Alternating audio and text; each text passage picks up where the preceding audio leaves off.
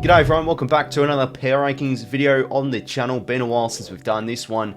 In this video today, we're going to be going over my power rankings after round 15 of the 2023 AFL season. Now, I would have loved to get this video out the other day or so ago, but because of the round review I do, the footy tips, it's sort of hard to squeeze that in early enough. So Wednesday it is for this video. So yeah, just trying to squeeze it in just before the next round.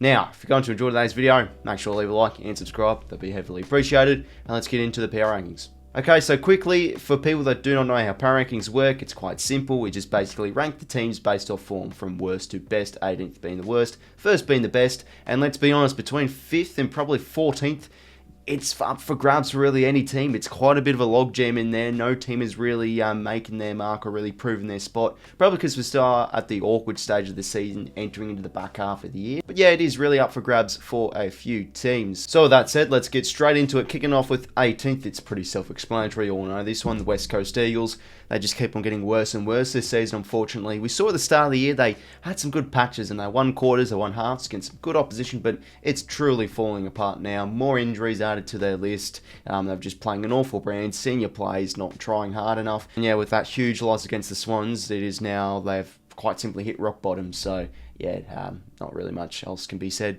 Eagles at 18th. In 17th now, another pretty self-explanatory one with North Melbourne. You know, their past 2 weeks, especially at Marvel, they've actually been quite a good side. They've really brought it up to some good quality teams, but they are still young. They are still cellar dwellers. It's going to happen, and I still think the main problem with them is a lot of the senior players don't really pull enough weight, and they sort of have that awkward balance in their list where they're young players, you know, like 𝐓𝐡𝐞 Wardlaw, you know, Bailey Scott, a few of those players are up at about, even 𝗏𝐼𝐶𝐞 as well, play some great footy, but they just can't get enough out of those older sort of players. Their defence can fall apart. They'll usually lose games off that, but they can really turn it up with clearance and contested work. I feel like that's quite decent. You know, they've had no 𝐿𝑑𝑢. He should be coming back in. But again, you know, when you compare it to other teams, it is quite straightforward. North Melbourne still sitting at 17th. Moving on to 16th now, we do have the Hawthorn Footy Club. Now, I might say, could you put them one spot higher and put a team like 𝐺WS below them? Look, I think that's a genuine and definite possibility. I still got them at 16th though, just because, you know, the team they are, they're still very young and inexperienced side. They're obviously going to have scalps. That's just always a thing with the Hawks. I don't know if it's just a part of their DNA. They always just seem to get those scalps against some good quality teams. For example, they went over the Lions at the MCG. They still, I think, have the ability to knock off good quality teams, but it's just still where they are at, you know, especially when they're playing interstate. Without James Sicily at the moment, they just fall apart. Look at their loss against Port Adelaide and against the Suns. They still are pretty inconsistent. That's just what's going to happen with the Hawks. They're either going to play some great footy or they're just going to play some absolutely poor football. And I sort of like to base my power rankings off projections too, because if you compare to like Carlton and JDOD, I just think the Blues and the Giants finish high on the ladder and they should have more wins than the Hawks towards the end of the year. So that's just sort of how I look at it as well. So yeah, for me, it's just a clear bottom three. West Coast, North and Hawthorn. The Hawks at 16th. For 15th now, a bit of a toss-up here between a few clubs, but I've gone with the Blues. I still think they can make a charge, potentially towards finals. They still are a mathematical chance, but it's just totally fallen apart from what I've seen in the last few weeks. Yes, I like to base these off projections with power rankings, but I still have to look at the past 2 months of football, and they have just played awful. I think it was 6 or 7 losses in a row. Then finally they got that win against the Suns, but I think the venue plays a big part. Them and the MCG in front of a home crowd, they usually do get up and about. You know, their method's been so inconsistent. They seem to have an identity crisis the past 2 months or so. They struggled to attack. They struggled to defend well. You know, not enough role players doing enough for the team. Their midfield very inconsistent in the contested game. Shocking disposals as well, and especially when going inside 50. They've been quite awful as well going into the likes of Curnow and Mackay. They just lack a lot of pressure around the ground from what I've seen the past 2 months of the Blues. From just what I've seen the past 2 months, I have to put them at 15 because they've just been plain and simply awful. And let's be honest, this probably is a danger game against the Hawks, considering that teams off the bye are usually quite bad. Let's see how they go though, but for me, the Blues at 15th. Moving on to 14th place now, and I've gone with the GWS Giants. Now again, I feel like a few people could probably put the Giants a little bit higher, given they've actually played some quite decent football, given the team they are at. You know, projected bottom 4 side, but they've been really competitive. But for me, I still got them in 14th, just because, you know, they are still obviously a projected bottom 4 team, and the losses are obviously going to happen against probably the better quality sides, but No respect has been lost with the Giants. It's definitely safe to say with how they've played. They've played very competitive. In the losses, yes, they've lacked a bit of polish and everything, but I still feel like they are one of the few teams in the comp where they've got quite an amount of young players. I think they still are quite a bit of a young side, and you mix that in with a few senior players, I just feel like you've got to give it a few years for the chemistry to build, and I feel like next year they're a genuine chance for finals, because I've been really impressed with how they've played this year. I think every game they've just never let in, and the losses they've had this year is probably just technical problems, like they've been terrible with their disposal of their back half. They've had problems with defensive transition and everything, but just as a team, I feel like they lack a bit of cohesion and chemistry with games I've watched this year. But yeah, for the Giants, they are a team I like to watch. They're competitive. And let's not forget the Giants' ball movement has been really great to see as well. You know, they've sort of brought back the Orange Tsunami for a few games, especially against the Dockers. They still have the personnel and the players to have that deadly transition and that ball movement. But still, the team where they are at for this year, and they still have had some losses against better opposition. I've got them at 14th. Moving on to 13th place now, and yeah, as I said at the start of the video, it's sort of hard to rank these teams because I still feel like I've got to give it a few more games to see where teams are truly at. But I've got the Swans in 13th. Now, as a Swans fan myself, I'm still quite bullish for the Swans to make a charge for finals. But let's be honest, the past 2 months and the whole season, from what we've seen with the Swans, they haven't been able to beat any teams above them on the ladder. The only good teams they've beaten this year really is the Suns at home and the Tigers. That's simply it. They've been the definition of flat track bullies this year. I think there's just been a lot of mental problems with the team. Does this happen in a down year for the Swans and maybe next year they push back up? I hope so as a Swans fan. But yeah, there's just been obviously a lot of personnel issues with a few injuries, but I just think their method's been so inconsistent. Their contested game's been really inconsistent. They can't play well enough for a full 4 quarters, and their ball movement and their corridor use, which they are known for, they haven't been able to show it with a lot of games. I think they've just had a lot of erratic disposals when going out of their D50, and defensively they've been inconsistent too. They've had a lot of players that struggle at the scoreboard, you know, Will Hayward and Isaac Heaney and Tom Papley, those sort of kinds, you know, Buddy Franklin in another team as well. And they've got to start to beat opposition that are above them, because I feel like they've played well against good sides throughout patches, but they just haven't been able to play a good enough full 4 quarter performance. It's just consistency. That's the issue of the Swans. And yeah, from what I've seen the past 2 months, I've got them at 13th. Moving on to 12th place now, and I do have the Gold Coast Suns. I still feel like this is a side that can make a push to finals. The Suns are very deadly at home. You look at their home record this year, the only games I've dropped is against the Swans round 1. It was a big loss, but that's sort of a write-off. It happens start of the year. But they lost to the D's at home only by 5 points, and a lot of people said they were robbed of that. They really could have won. I thought they were a great chance too, but they play their best footy at home. They get 𝐓𝐡𝐞 back in within the next few weeks. A few players still playing some good footy. I love the look of still Mark Rowell and Noah Anderson in that midfield. They are one of the top teams in the competition still for clearances, because for me, their midfield is what wins or loses them games. It's about that clearance dominance. That's always what I love to see when watching the Suns. And down back, you know, Charlie Bala and Collins have been really strong this year.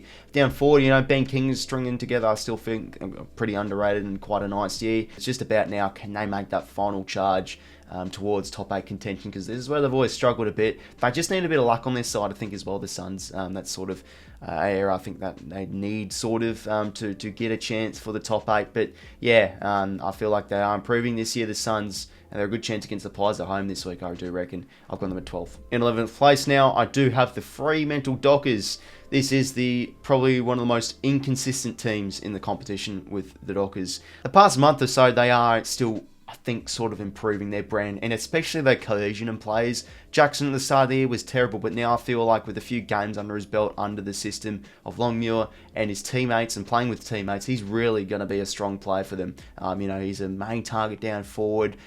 Their ball movement, I think, is really improved too, and their defensive profile is always an important one, I think, Freo. When they're a team that usually can control the ball well from their back half, they usually can win games. We saw that against the Dons. They really did control the ball well. Darcy in that midfield is key to them. We saw without him, they struggled, but with him in the side, he is just a massive inclusion towards their clearance and contested game. You know, Mirror in there too. Matt Johnson, the young man, he looks to be a cracking player already. I am liking the Dockers for a chance for finals, but again, they always just seem to have inconsistencies, especially with, I just personally feel, their ball movement. It can be That's probably one of the more inconsistent sort of areas. They can either be a team that really takes the game on, shows there, but then other weeks they just seem to be really flat with their disposal. They seem to be too predictable, and I think their effort around the contest has been an inconsistent area with them as well. But they definitely have the personnel, they have the talent with those young players in there to really make a charge, and I feel like they are building nicely, the Dockers. But yeah, the Dockers are still hard to get a grasp on. I do like what they're doing, but other times they do disappoint me. I've got them in 11th. Moving on to 10th place now, and this one's tough. You could pretty much put any team in, but just given what I've seen the past 2 months,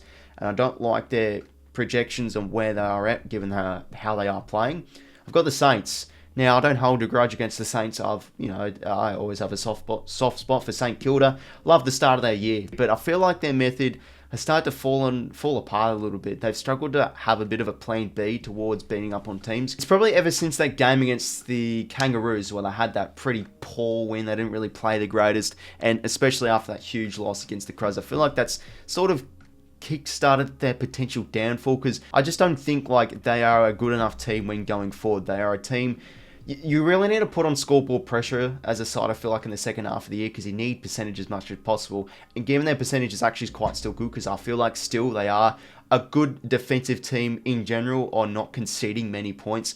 The problem is, though, they always have struggles to put on scores themselves. I feel like when Kings come back in, they've been a little bit Kings central with their going inside 50. They've now turned into a bit more of a predictable side when going in their forward half. A lot of bombing it long inside 50 towards King. But I still feel like their pressure as of late has been quite strong. Dan Butler and Higgins, I think, are having a good last month or so with their pressure. They can generate scores off that. But yeah, still their midfield, I think, can get beaten up onto quite easily.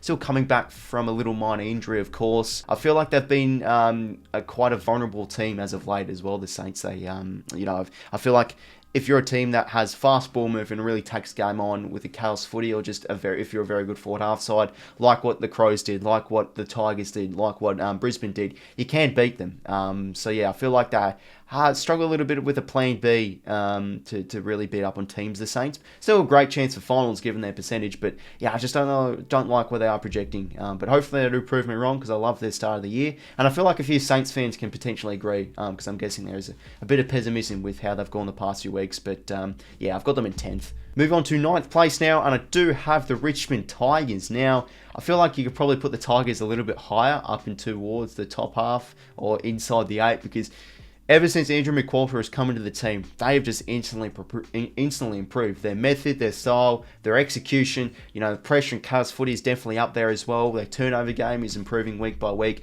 and they've picked up really strong results now. The thing that has really caught my eye, though, with the Tigers is they've improved really well defensively. I'm pretty sure with what the stats do say is they are, I think, second the comp for conceding the lowest amount of scores per inside 50. So each time it's going to the Richmond's defensive 50, most of the time it is not going to result in a score. They've really improved their defensive profile. We all know now what they can do on the attack. They're a very good turnover side. They play that Cars footy brand. They can really execute and really hit the scoreboard well. So I think with both sides of the ground in good balance and in good nick, and they are a good side in form, I really like the look of the Tigers at the moment. So I've pushed them up in the power rankings, and they're currently sitting in 9th. Moving on to the top 8 now. It's a bit of a tough one between 8 and 5. Again, you could really mix it up. This is just my personal opinion. In 8th place, I've got the Western Bulldogs. Now, they are still getting the job done, I think, in the the win and loss column, but I still feel like they've been really vulnerable the past month or so. The reason I say that is because I feel like defensively, they've fallen apart the past few weeks. Defensive transition and going inside 50 and their ball movement has been probably their most inconsistent thing, and this is probably what's losing them games. Obviously, they lost those 3 games in a row, and to be honest, they've always had opportunities to win games. They had the chance to win against Port, chance to win against the Suns, chance to obviously beat the Cats. They had the inside 50 differentials. They can usually win the contest in clearance game quite well, but it's when going inside 50 they've had a lot of issues, and that's why I've got them sitting at the back half of the 8, because I still feel like they're a good enough team to make finals, but just with their method at the moment, they have been really poor. And I think a few Doggies fans can agree that they haven't been the greatest looking team at the moment. but we all know they do have to start quality players. I think, 𝐓𝐴𝐺𝐸 and Norton, when they are on, they've been really, really promising. 𝗏𝗏 looks to be an All-Australian captain by the end of the year. They're having problems in defence at the moment, of course, as well, with, Bruce, Alex Keith and Liam Jones going down as well. That could hurt them long-term as well. But yeah, I still feel like the Doggies are a good enough side to make the 8, given the talent they have, so I've got them at 8th. Moving on to 7th place now, and I do have the Geelong Cats. I've got them sitting at 7th just because I feel like the premiership side they were from last year, and they should get a few players back. Dangerfield back in this week, and 𝗏𝗏 back in this week against the Swans. Still feel like they're a good chance to make finals, and given the past month or so, I feel like they have now really started to improve slightly on their method. Again, they always have a little troubles with their defensive work, but you got Stewart back there, you got 𝐓𝐡𝐞 back there. They've got now their probably main back 6 from last year, and I feel like you get a few more weeks into those plays, they should start to improve. They've had their inconsistencies, especially in the midfield this year. They've been terrible within games against specific opposition with the contested game. They can get just smacked up in the sort of clearance in the contested game. But where they are really good at, still the Cats, I feel, is their forward half use. Going inside 50, they still are really deadly. Cameron is a big out, but he's still been key, even though he's been a little bit out of form. Hawkins, I still feel like it's been massive for him. Very unselfish player, can work up the ground. But where it is really important for the Cats, I feel like, if they want to make finals, is their underrated crop. Their role players, I feel like, are really strong. Grant Myers, Gary Rowan, Brad Close in there as well. They have those important role players that play their part. I think they're one of the top teams in the comp for attack as well. So, yeah, they definitely still have all the pieces to be a final side this year. But, yes, they have their inconsistencies with the midfield and defence. But they have been able to beat some good quality opposition. Look what they did without Dangerfield against the D's. I feel like as well as at home, they are hard side to beat Geelong. So, yeah, I still like them for finals. Have their inconsistency with the midfield, but I still like the way they go forward, and they feel like slightly improving. So I got the Cats at 7th. Moving on to 6th place now, and I do have Essendon. I feel like they deserve to be at 6th place, given that a few teams below them have been a lot more inconsistent with their, with their style and the win-loss, etc. So yeah, for me, the Dons, they just look really strong. 107%, 8-6 record. I feel like they are one of the few teams in the competition that play probably their best footy against the good quality opposition. Now, obviously, their loss against the Dockers was a poor one. Probably you could put them low in the power rankings, but again, it was after the bye. They still are a very young and inexperienced side, so losses like this aren't going to happen. The past 2 months, they've really improved. I feel like they've started to really control the game well with their uncontested mark sort of style. Ben Hobbs and Nick Martin are really improving in their midfield, and led by Merritt, of course, in there as well. They haven't had Parrish, they haven't had Setterfield, but they still have been really strong with the contested game, and I feel like especially their pressure around the ground has been really strong. I think that's what's been key to them with a lot of wins this year, their pressure. Sam Durham and Guelph in there and Stringer, they've had those important role players do their job. And defensively, Ridley's been really good as of late. Redmond looks like he could have a chance to be an All-Australian this year as well. And Peter Wright back in the side is really key to them as well. Kicked 5 goals against the Blues when he did come back. So, of course, poor losses are going to happen. But let's be honest, I don't think they are really happening too much this year for the Dons. I feel like overall they've been probably one of the more consistent teams within outside the 4. So because of that, I've got them at 6. I like the way they're playing, and they play well against good quality sides. Moving on to 5th place now, and I do have the Adelaide Crows. It's hard to put a team at 5th at the moment. It really, really is, and I just feel like because the way the Crows play, interstate, yes, they have their troubles, but look how they went against the Pies at the G. I feel like that could have been a season-defining win if they were able to get up. But for me, just how they played, it really does give me a bit of a pass mark for them playing in Melbourne. Hopefully they can improve interstate. I don't know what it is with them, but at home they look like a top 4 side, plain and simple. I think they're yet to lose there this year. They've just been so strong at home.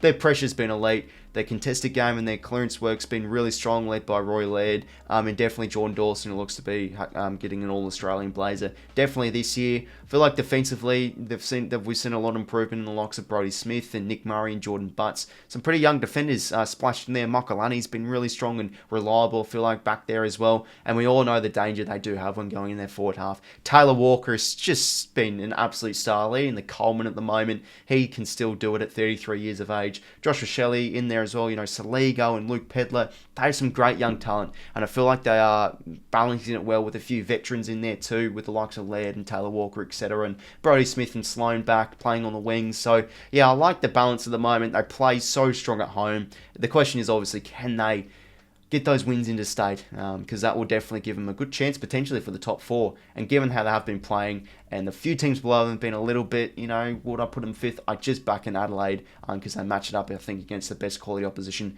Probably the best outside the 4, so I've got the Crows at 5th. Moving on to the top 4 now, and it is probably pretty self-explanatory. It is these 4 clubs and then a bit of a gap between 5th. That's just, I feel like, how the competition is looking at the moment. 4th place, got the Brisbane Lions. Now, a lot of people are still questioning on the Lions. Are they a top 4 side this year?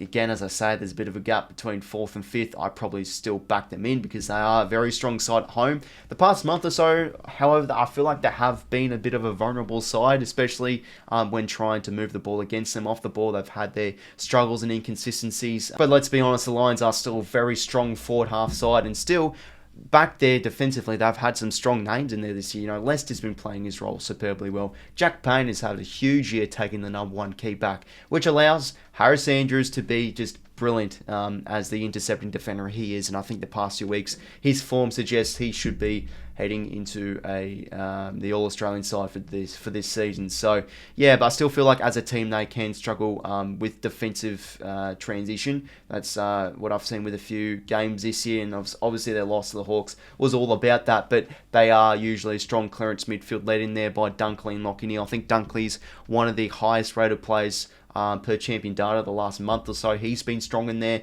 They are obviously one of the top forward half teams in the comp. They lock it in their forward half well. They move the ball really well, especially at home at the Gabba. So I just feel like they still should easily be a top 4 team this year, the Lions. And compared to the other 3, I've got them sitting at 4th. At 3rd place now, pretty self-explanatory. I got the D's. Again, similar to the Lions. A lot of people have questions about Melbourne. Are they going to be a team that's going to slip out of the top 4? I highly doubt it, because if you look at their team this year, they've been one of the strong defensive teams in the competition. They've still been a really strong contested side, and that usually projects well in towards a good finish on the home and away season ladder. Probably the problems that I do have with them is their ability to score. It's sort of similar to last year. They've had issues with putting on scoreboard pressure. They struggled to do that against the Pies. They were unable to do that against Port Adelaide. They were unable to do that against the Cats. But as I've said, they do look really strong back there. Lever and May, I think, have been key to them on their run this year. The midfield, without Clanova, I still feel like they've been chipping away okay. Viney's been into great form. Sparrow been in the midfield. Petrarca's been awesome this year. Definitely going to be having an All-Australian blazer on him by the season's end. So, yeah, I still feel like it isn't panic stations necessarily yet for the Ds. But if they continue to drop games, I still feel like that they could maybe slip out of the 4. But just with their strong defensive unit, they're very good in the midfield. They should be okay. So I've got the Ds in 3rd. Moving on to 2nd place now, and I do have Port Adelaide. Now, this should be a team that is at 1st, but we all know the Pies are definitely the best team in the competition and the benchmark at the moment. But for Port Adelaide, still 10 wins in a row, and I've just loved the way they've gone at it with their 10 wins in a row. They have just had such a great balance between all facets of the game. They've been a strong back 6, really strong in the midfield, led by Butters and Wines, of course, and even splash of Travis Boak in there. Willem Drew's playing his role superbly well. He's been really underrated in their run this year. Of course, Rosie in there as well. Lycett's had a good, decent past few weeks as well. And their forward half, they have dangerous players. Dixon's been out of the other side. Fantasia's been out of the side as well. Junior Rioli as well, but they still get it done in their forward half really well. McEntee's been really strong with their pressure. Of course as well, Marshall's been in and out of the side too, but he's been really strong when he's in there. Finn Layson has probably been one of their most important players down in there. Powell Pepper too can always make an impact in their forward 50. They just have such a great balance within all facets of the ground. That's what I like to see with Port Adelaide, and they're really building win by win. The confidence is growing. You know, the love between the players and coach of 𝐻𝐿 𝐻𝐿 and everything, it feels really growing as well. They play such an exciting brand. They're a really good forward half side. They move the ball so well. They're strong defensively. They're just well balanced everywhere, and I think they are one of the top rated teams in attack, or the best team in the competition for attack at the moment. So yeah, Port Adelaide sitting comfortably in the top 2 at second. And in first place now, quite obvious, I do have the Collingwood Footy Club. Definitely not going to be going down the ladder. That is safe to say. They've been strong, similar to Port Adelaide in most areas of the ground. I think just also you got to add in just the belief they do have, especially at home. It's always that home crowd that really does drive them. They are still the kings of the fourth terms. They are so strong in close games. They're very clutch side. You know, the 𝐷𝐸COS brothers have been superb. Not just Nick, but I think also Josh. They've been key when going forward. They're a very hard team to defend their ball movement. I still feel like it has been really strong. Their back six has been really strong as well. And they've been really got off the turnover the past month or so from what I have seen. Their pressure's been strong around the footy. And yeah, just the belief mixed with the talent and what we have been showing. They look to be, for me, the top team in the competition quite convincingly, and definitely a great chance to take home footy's greatest prize at the end of the year. So overall, there were my power rankings after round 15 of the 2023 AFL season. I've been going for almost 35 minutes, but I always like these sort of just, you know, sit down and chat and talking footy types of videos. So yeah, plenty to talk about within a lot of teams. As I said again, between 5th and 14th, I think it's up for grabs for any team to make finals. Quite a bit of a logjam in that sort of area. But yeah, really keen to see how things will pan out towards the back half of the season. So if you wanted to enjoy this video, make sure to leave a like and subscribe. That'd be much appreciated. And until next time, I'll talk to you later. See you later, fellas.